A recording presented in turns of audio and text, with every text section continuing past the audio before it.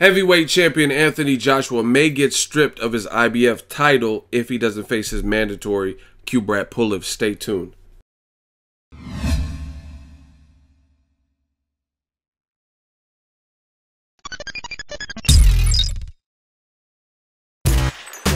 Boxingego here. If you like this video, make sure you hit the like button and also subscribe to the channel and hit the bell icon on the top of your screen to get notified when the latest new content drops. What up, fight world? It's your boy Ego, and I'm back with some more boxing. Make sure you smash the like button, also subscribe to the channel for the latest and greatest in boxing. Now, I gotta give you guys the update, let you know what's going on. Anthony Joshua, he's off the biggest win of his career against Wladimir Klitschko. No joke, Dr. Steelhammer.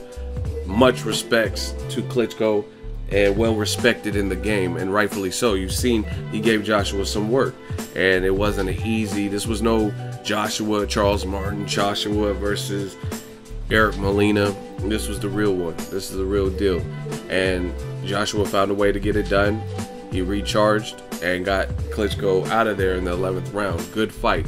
Now, Eddie Hearn has narrowed it down and saying Joshua's next fight is likely to be Klitschko in a rematch, because Klitschko has the option for a rematch clause, and it's the big fight. There's money still in there because the first fight was so good. Both networks, see, that's how you know the fight was good. HBO and Showtime both picked it up, and they wouldn't back down and let the other network have it solely.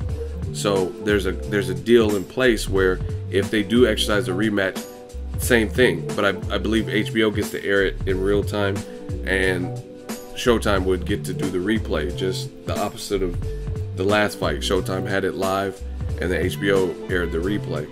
Now, the complication is Kubrat Pulev. He's been trying to get a shot with Joshua, and he wants that shot, and he don't care about Klitschko getting the opportunity. Klitschko actually beat Pulev too, if you guys know your boxing. Shout out to boxingnewsonline.net, link in the description. But they interviewed Pulev's promoter, Sauerland, or however you say his last name, and Pulev's promoter was talking to him, and he says Joshua Klitschko was a great fight, super for boxing. It was a great advert for the sport, definitely great promotion. As a fan, I'd like to see it again, but as Kubrat Pulev's manager and promoter, I'm not too sure about that. I look after my guys. That's what I'm there to do. At the end of the day, I've got to make sure Kubrat Pulev looked after in terms of getting his fight. One thing I'm happy about, if they go again, if they allow the rematch to be next, I'm confident that he gets the winner, who I fully expect to be Anthony Joshua, and we'll have Joshua Pulev. That's the fight Kubrat really wants. He was offered it. He was offered it as a voluntary. He turned it down. He knows that he gets better terms as a mandatory. So that's a little bit of, I didn't know that. I didn't know he turned down the fight at a point. But he says things are more in his favor as a mandatory to the champion, which is probably true. You probably get a better split or something. He says, in the name of boxing, I would understand the decision against us. As Kubrat Pulev's promoter, of course we don't. At the end, we have to accept what the IBF decides. They're either going to allow the fight or not allow the fight. They either allow Pulev or Joshua is allowed to fight Klitschko, right?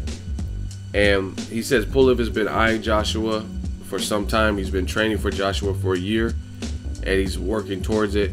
He didn't look great in his last fight. There's a reason for that. It's a very difficult space for him to be in at the moment.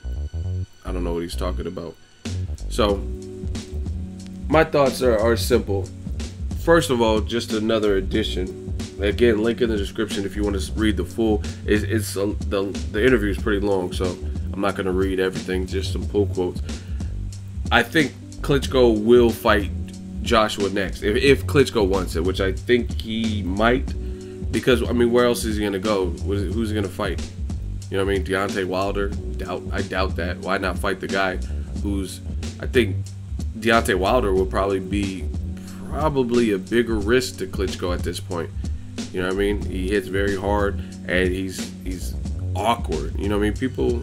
People might disagree with that, but why not fight the guy where you can make probably more money, and you've already fought him, and you know what spots you did good in, versus Wilder or Joseph Parker or really anybody, they would be more of a wild card because you haven't faced them. You know what I mean? Even though he sparred with Wilder years ago, and there's rumors that Wilder denies about him being knocked out by Klitschko.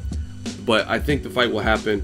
Now, Eddie Hearn and Team Joshua, they put in a request to not get stripped over their belt to fight Klitschko in a rematch. And it's a big business fight, and I've seen with these sanctioning bodies, a lot of times they don't want to intervene. Like if it's a good fight for boxing, a lot of times they'll just bow down and won't enforce the mandatory. The IBF is particularly pretty cool if you go through the proper channels. Like Kell Brook, he had so much time. Errol Spence became the mandatory in August during the 2016 Rio Olympics. It happened right after that. He fought Leonard Bundu in the Eliminator, became the #1 mandatory. And in September, Kell Brook fought against Golovkin at middleweight. So even though he lost that fight, he got to keep his belt. He got to keep his belt. And that whole time, September, October, November, December, all that, he put in a request for a medical extension because we all knew he had an injury, and they granted it. So it wasn't even announced until this year that Errol Spence was going to actually fight and Kell Brook was going to stay and fight, and they just fought recently, and we all seen the outcome. Kell Brook got stopped in the 11th. So Joshua's team went through the proper procedure, so they'll probably let him fight Klitschko, and Pulev will probably have to wait.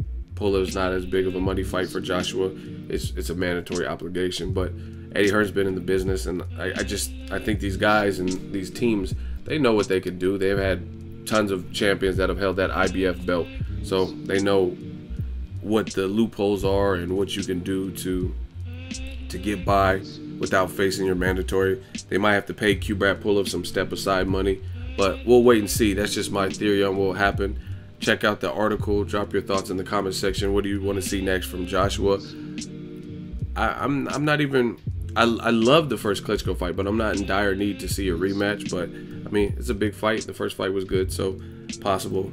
I'd rather get the Kubrat Pulev out of the way, and if Joshua gets past it, see like a Wilder, Luis King Kong Ortiz, Joseph Parker, something like that. But it looks like those fights are probably a little bit far out, not till 2018. Let me know what you guys think. What will happen next for Anthony Joshua? But a lot of people gunning for him. Even in the UFC, you got Stipe Miocic, who said he would love to fight Joshua. So that's what happens when you're a champion. It's all eyes on you, and you got the bullseye. Drop your thoughts in the comment section. Make sure you share the video, like the video. As always, hate, comment, and subscribe. Till next video, is Ego signing off. So if you enjoyed this video and want more content like this on the channel, you can show your appreciation by going to the PayPal donate button or the YouTube support button, and you can donate any amount that you feel is equivalent to the value of this video. Much more to come. Thank you guys for your support. Boxingego, the future of boxing.